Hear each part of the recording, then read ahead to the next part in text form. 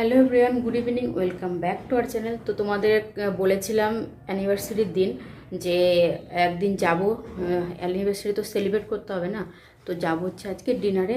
তো আমি রেডি হয়ে গেছি সন্ধ্যাবেলা। তো হাজব্যান্ড আজকেও ছুটি নেই, তো আজকে তাড়াতাড়ি আসবে বলেছে আমাকে রেডি থাকতে, তারপর দুজনে মিলে বেরোবো। আর আমাদের সঙ্গে কে যাচ্ছে সেটা তো তোমরা জানোই।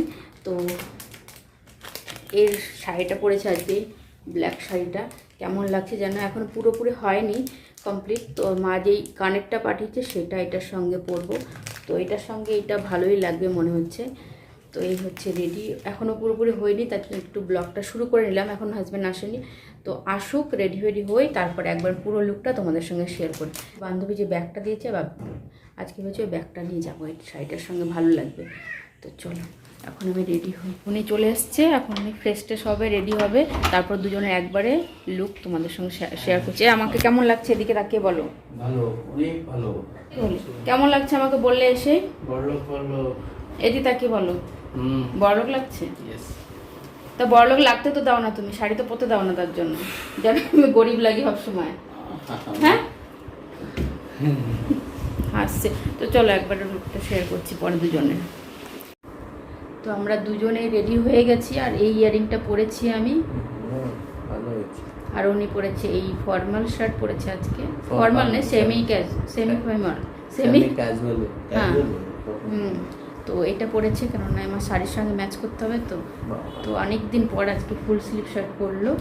তো কেমন লাগছে আমাদের দুজনকেই আজকে। তোমাকে বলিনি, বন্ধুদের জিজ্ঞাসা করেছি যে আজকে একটু অন্যরকমভাবে একটু সাজলাম, কারণ আজকে একটু স্পেশাল, তো অ্যানিভার্সারি স্পেশাল ডিনার বলে কথা, তাই না? তো দুজনের কে কেমন লাগছে। তোমাকে সাজাবো, কি সাজাবো? আর লিপস্টিক লিখে পরাবো, কাজল পরাবো?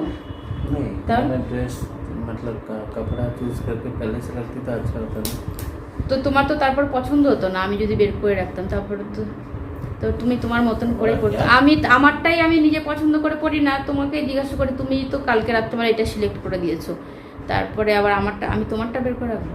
তো এই শাড়িটা উনি সিলেক্ট করে রেখেছে, তো কেমন লাগছে সেটা জানিও।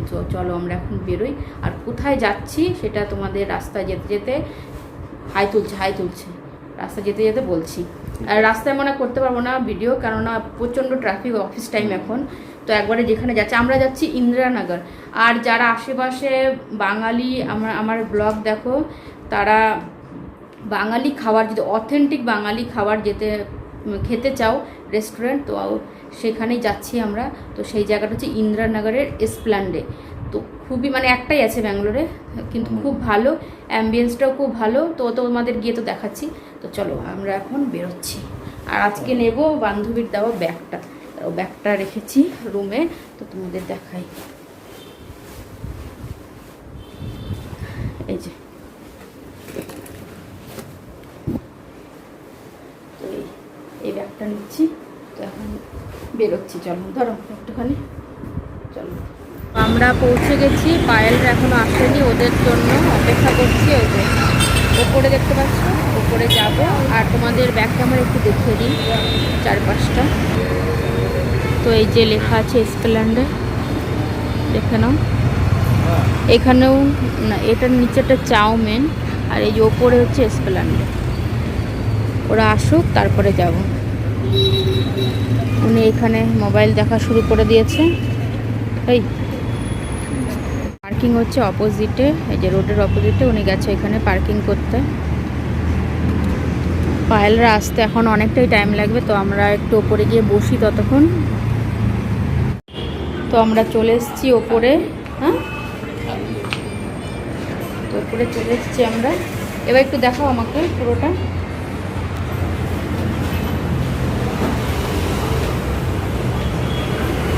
কেমন লাগছে আমাকে পুরো শাড়িটা, পুরো লুকটা,